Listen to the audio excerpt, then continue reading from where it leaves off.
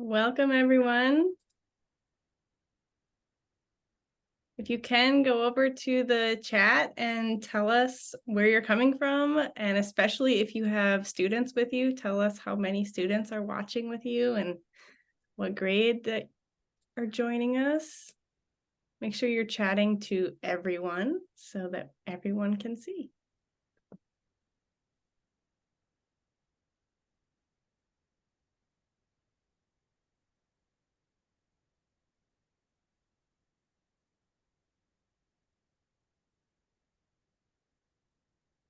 Wow. Like That chat's going fast. We got a lot of right? people. And that's everybody. Wow. I'm just gonna look at where everybody's from. It's astonishing. Wow, this is so great. There's a Minnesota one just went by. Did you see that? Yeah. Alabama. Wow. Kate and I are both in Minnesota. Tennessee, Iowa, Ohio. Wow.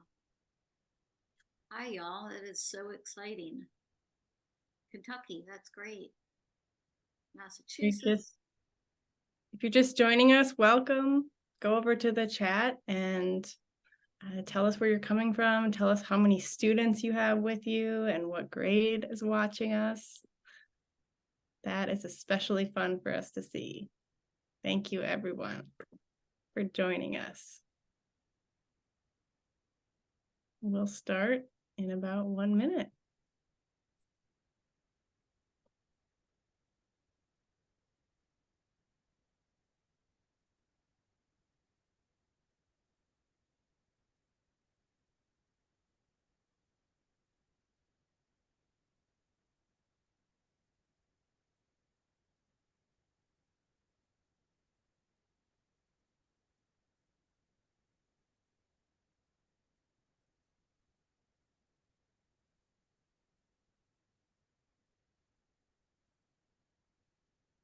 Okay, welcome. Thank you so much for being here. It is my honor to be hosting this event with Kate DiCamillo. This is Storyteller Spotlight. This is put on by Mackin Educational Resources, and I'm here representing Mackin. My name's Kaya Heisey.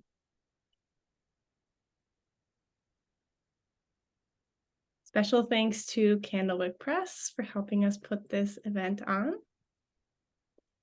And now it is my honor to introduce Kate DiCamillo. Kate is one of America's most beloved storytellers. She's the former National Ambassador for Young People's Literature and a two-time Newbery Medalist. Born in Philadelphia, she grew up in Florida and now lives in Minneapolis. Hi everyone. Thank you for being here, Kate. Yeah, it's so exciting to I'm still looking at the chat and seeing where everybody's from. It's thrilling. It's all over the country and I'm so glad to be here with y'all. And we were talking a little bit before we got on because there's so many of you and because what I love to do is talk with you. I won't spend a lot of time reading with you, but I did want to talk a little bit about this new book, read the prologue of it, and also talk about where it came from. So, because stories are always kind of a mystery, and everybody always wants to know where'd you get the idea. And this time I have like a little bit of an answer. So, can y'all see these? Um, a wolf puppet and an owl puppet. And these were in a friend's, she's an artist, they were in her living room studio.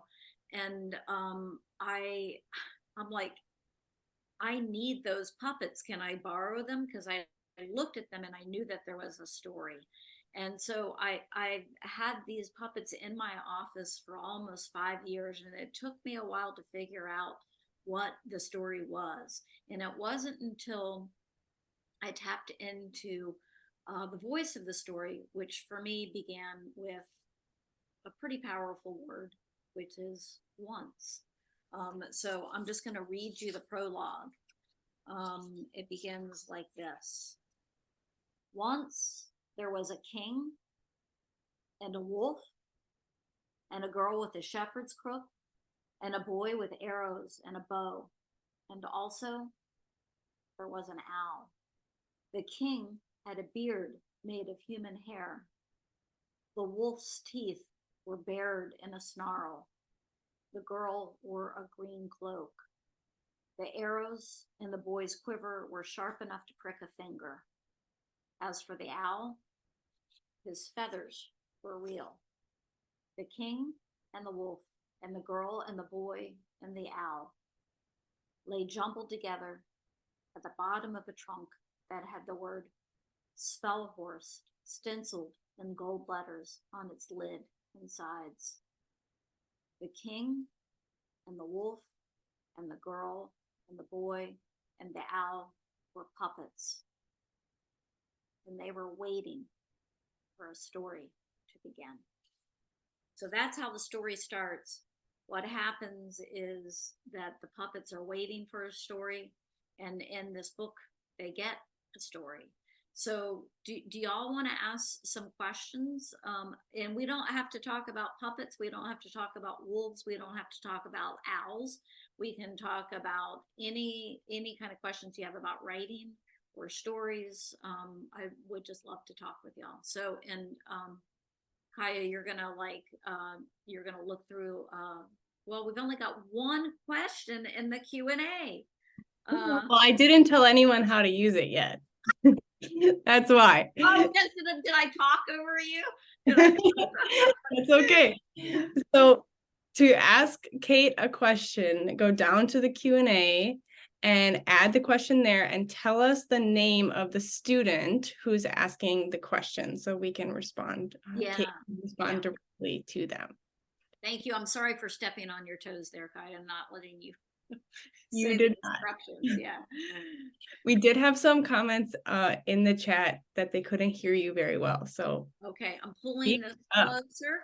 Does that help? Can you see in the chat if that let me pull it up. Does that help as far as sound goes? Yes, that helps. Great, good. Okay. I'll get off of chat and I'll oh good. I see there. Oh, good. Lots of questions are coming in. Great. I'm so excited to talk with y'all. Great. Okay. Well, the first question right off the bat was a very easy one. True from Minnesota would like to know your middle name. True. True. What a great name, True. My middle name is Elizabeth. Yeah. Okay. Next question is from JP, what inspires you to write books? JP, I wonder if you're a reader, because that's what I am. I'm a reader. And, you know, I love to read a book. And after you read so many books, you get to the point where sometimes you feel like you want to tell a story back. And for me, that started happening around the time I was 30 years old. I started to try to tell stories back. And happily, it's one of those things where I've discovered what I'm supposed to do with my life, and I get to do it, which is pretty great. Lolly is asking, how did you come up with the idea for Edward Tulane? Lolly, I love your name. Edward Tulane, and it's kind of like, you know, when I held up the puppets at the beginning, Edward Tulane is another story that I'm not in my office right now. I have the original rabbit that a friend gave me as a Christmas gift, and he's this tall, really elegantly dressed rabbit and doll, even though Edward would hate that term. And when she handed me this gift of a rabbit doll, I said, "What's his name?" And she said Edward. So that was the very beginning of the story. And then I had this dream about him where he was underwater, face down on the ocean floor, and it was such a clear image. And I thought, oh, okay, there's a story there. So that's where that all started. We've got same question coming from Matthew, Hannah, and a few others asking what inspired you to become a writer? Matthew, Hannah, can I tell is I'm hoping that all of y'all that are listening, there's somebody out there who's thinking, oh, I wonder if I could be somebody who tells stories, and where do you get the inspiration for stories? So it's not just puppets and rabbit dolls. It's this is my notebook, and this is like anytime I talk about writing or becoming a writer or wanting to write, I always haul out the notebook and hold it up, because it's a thing that I carry with me everywhere, and it's a reminder to keep everything open, my eyes and my ears and my heart and my brain. And also it's a reminder to and this sounds a little bit rude and I don't mean it that way, but eavesdrop. So it's like I hear things that inspire stories, and I keep a running list at the back of this notebook. You can see that running list of things that I've overheard, things I've seen that I think might turn into stories, and that's where the inspiration comes from. Ava asked, what is your favorite part of being an author?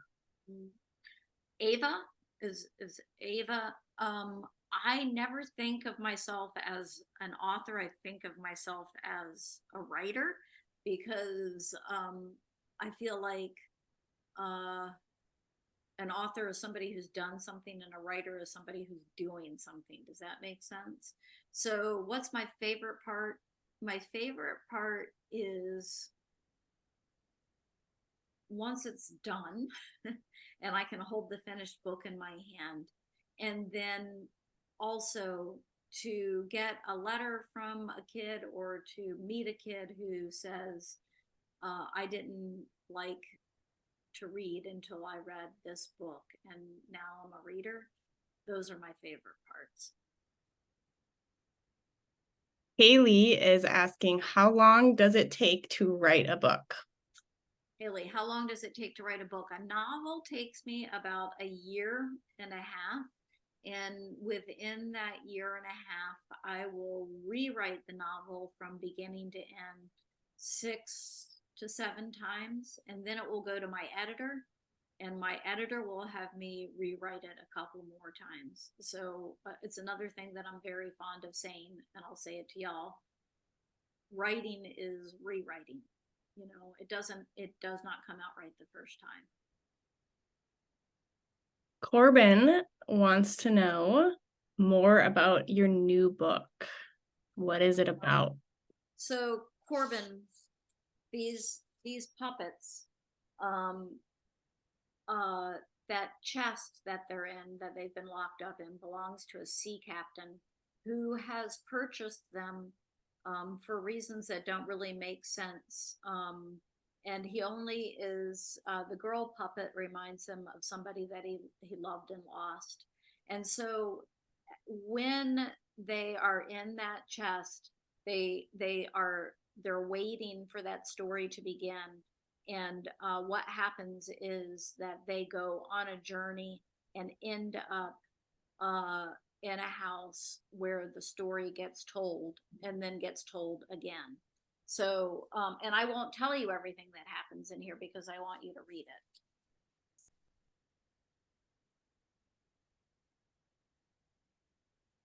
Carter asks, when did you begin writing? Carter, I was 30 years old when I actually started to write.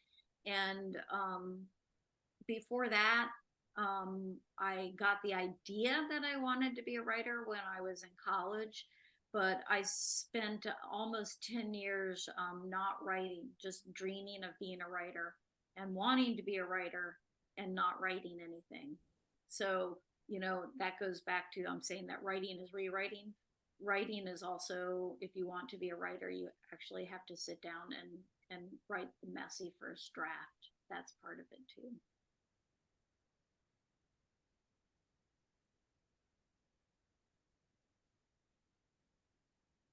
You've got a lot of questions. I know. They're so good too. I'm trying to pick some. Josiah wants to know how many books you've written. Josiah, I think that I am at 39 or maybe 40 books.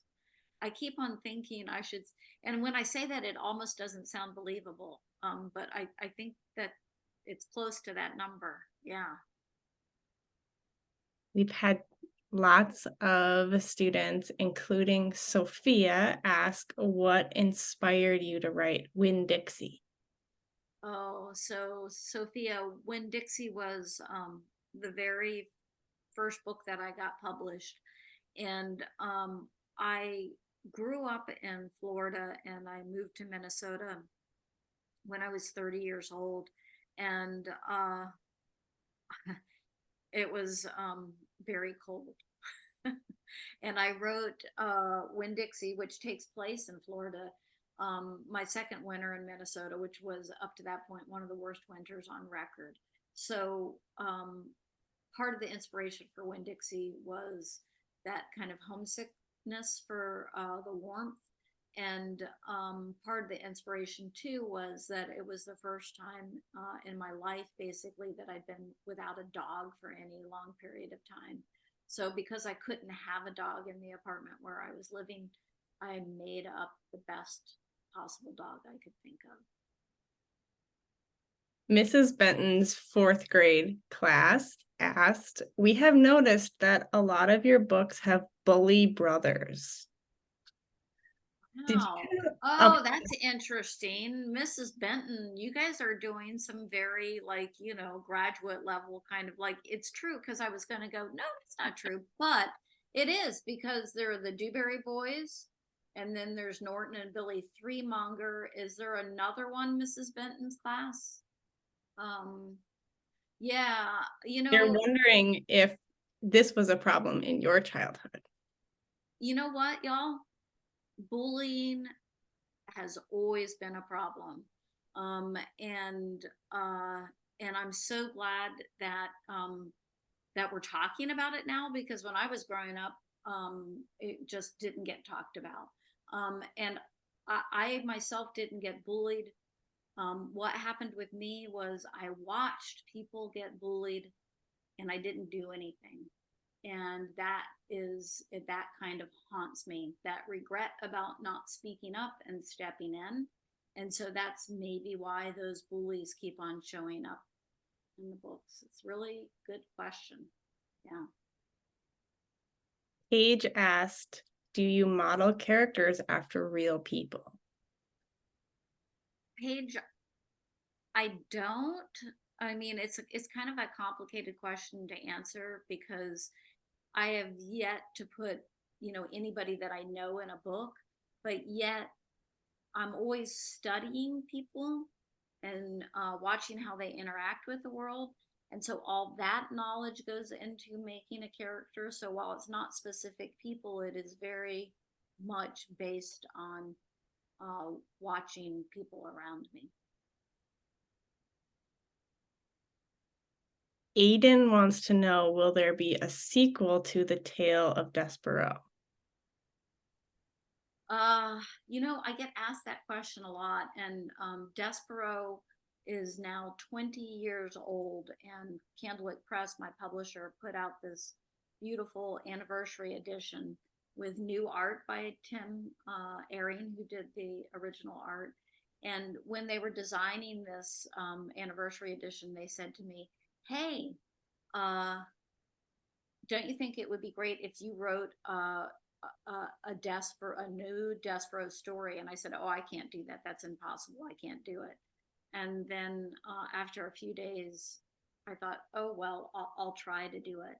And so I was, all of which to say about the sequel, I was surprised to find that I could find my way back to that world.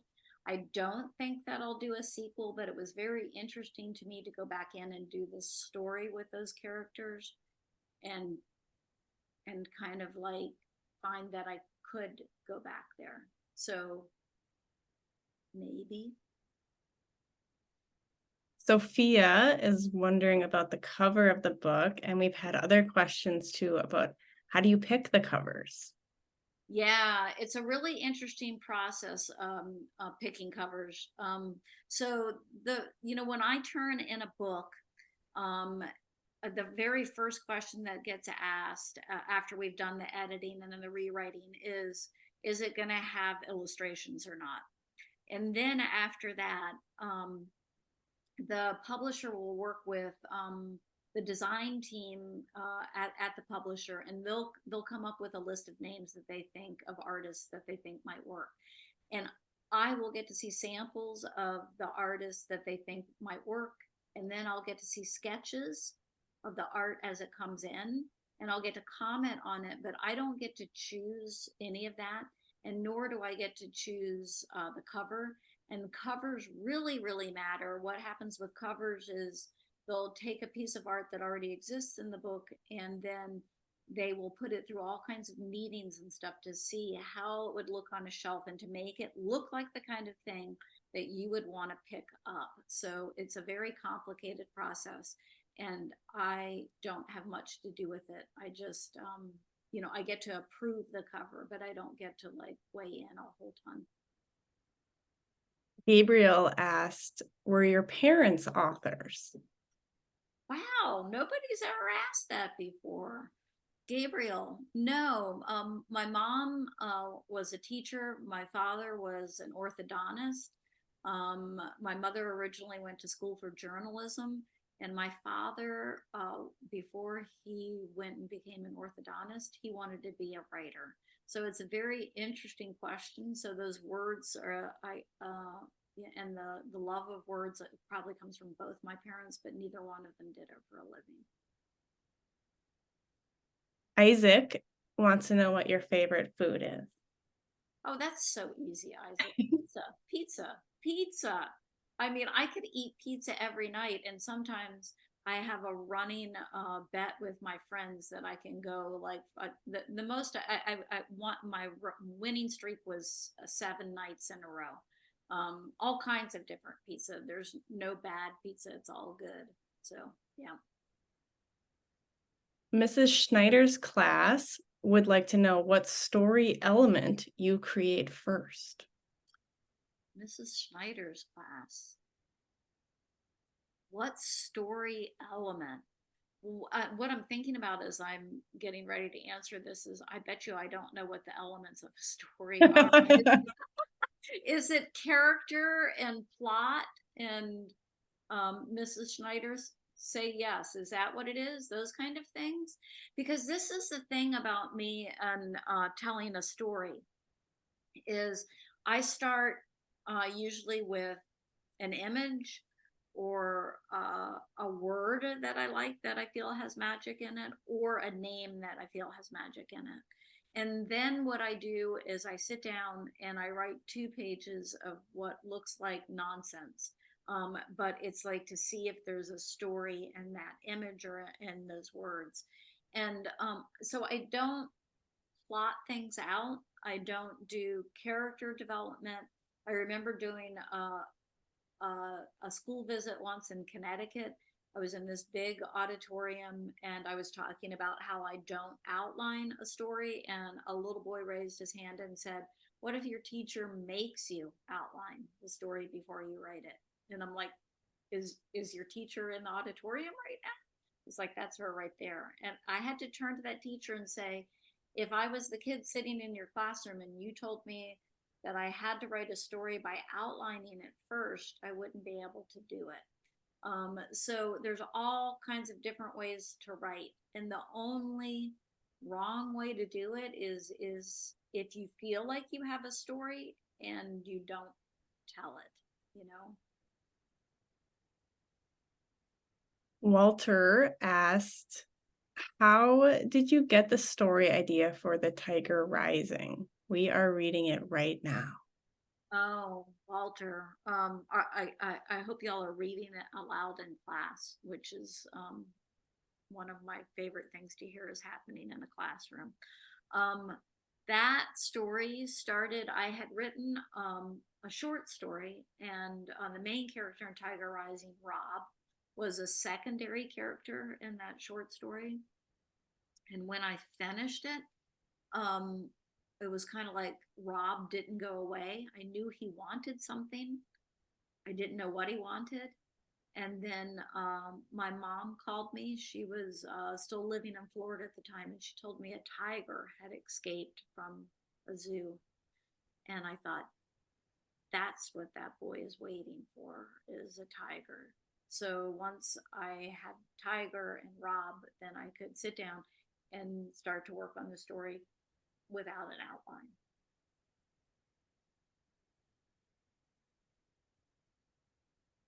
Lots of people want to know your favorite book that you've written, which I That know I've written? is a hard thing to answer. Yeah, it's an impossible thing to answer. And what I usually say is that the books are kind of like my kids. And I see them all as deeply flawed but lovable anyway. And it's impossible to pick a favorite because I love them equally but differently. They're like individuals to me. And so I can never pick a favorite. And the other thing is about my books, and this always surprises people, is like if it's something short like a Mercy Watson, I have read it through from beginning to end once it's been published. But the novels, once they're out in the world, once they're in your hands, and I will go out and I'll read from the beginning usually, but I have yet to sit down and read a book that I've written from beginning to end once it's been published. So Scarlett wants to know, what do you do when you're not writing? What hobbies do you have? that brings us back to the Notebook and eavesdropping. That's a hobby. Eating is a hobby. Seeing if I can get people to make me pizza since I don't cook. I walk a lot, and I have a dog named Ramona. I'm saying her name very quietly because I don't want to wake her up. And all of my friends think that she should get, extra food for as much as she walks. She walks like, I make her walk like 8 miles a day. So, because what I find with walking is that you see things out in the world that you can turn into stories.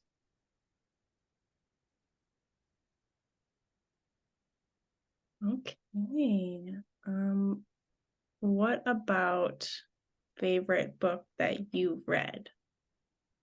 That I've read. That's just as hard as favorite book that I've written because it's like I said to y'all in the beginning, I am first and foremost in the world who I am as a reader. And so there have been so many books that I've loved for so many different reasons, books that I come back to and reread again and again, trying to figure out how the author has worked their magic. One of those is a book that I bet you most of you have read, which is Charlotte's Web. And I'll reread that every year, just trying to figure out, how does E.B. White do it? How do you tell a story that is so funny and true, and also so sad and beautiful? Matt is wondering, if you were a character from one of your books, who would you be? That's a good question. Who would I be? Well, the closest I've ever come to putting myself in a book is Raimi Clark and Raimi Nightingale. That's the kind of kid that I was. But if I could be any character in any of my books, I don't know. I might be Mercy Watson because then I would I would not have to do anything except sit on the couch and eat toast with a great deal of butter that somebody else made for me, and that sounds pretty great, I have to say. Yeah.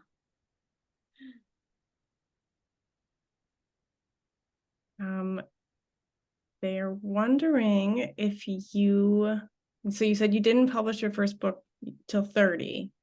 I didn't start writing until I was 30. I think I was 36 when my first book came out.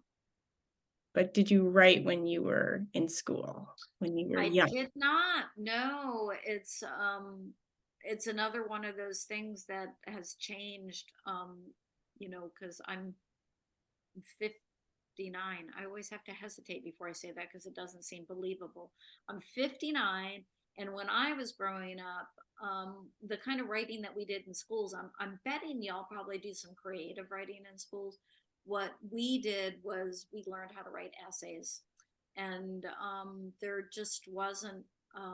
I just didn't think that human beings wrote books. It was just I never considered it as something that I could do. So that's one of the good things about me getting to talk to y'all today. And I always figure if one person leaves this talk thinking, oh, she's nothing special, but yet she gets to do this magical job, then that's great. That means that you can do it too. So When you were little, what did you think you'd do with your life? Kaylin asked that. Caitlin, I thought I wanted to be a veterinarian. And then I discovered that I did not have the stomach for it or the heart for it. So, but that was what I thought I wanted to do for most of the time that I was a kid.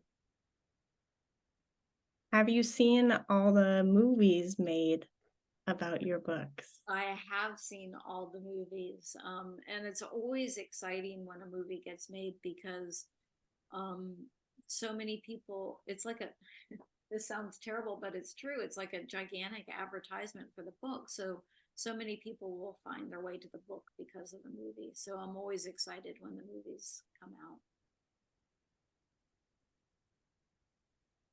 There are requests to see the dog.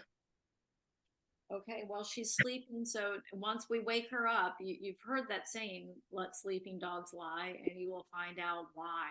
Because she is like, you know, she is named for Ramona Quimby and Beverly Cleary's books, and she is very much like Ramona the Pest. So hold on, here we go. Here, Ramona.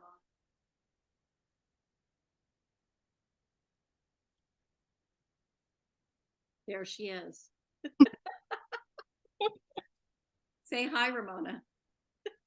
She needs a haircut. It's actually, oh, look, there you can see one of her eyes. There you go.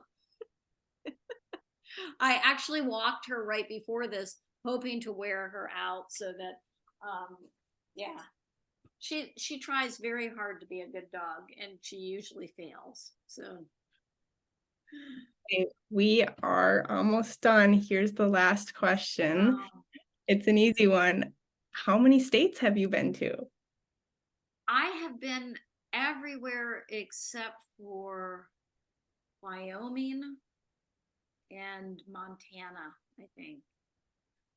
So if anybody's you know, listening from Wyoming, oh my goodness, there we go. It's it was so much fun talking to y'all. It was, thank you. What were you going to say to Wyoming? Just invite me. You know, I'd love to visit. Yeah. Okay. Well, go over to the chat now and say goodbye and thank you to Kate so she can see it. And for all the teachers in the room, just put this in your calendars. On November 1st, we're having another Storyteller Spotlight with Carl Hyacin. So we'd love to have you come back. Wow, that's exciting. Yeah. And I think I get to come back again in like, I don't know, February or something. Yes, So, Kate will be back in the spring, and all of that, all the schedule and everything is on mackin.com, so all the teachers can find it. And feel free to reach out to me if anyone has questions as well. Thank you so much. I'm sorry it's so short, everyone, but thank you for being a part of it. And we're so happy that you were here. We can't do this without the students that ask such great questions. So thank you, thank you, thank you. Thank you. Thank you. And everybody tell Carl Hyacin that I said hello. Y'all have a good day. Bye. Thank you.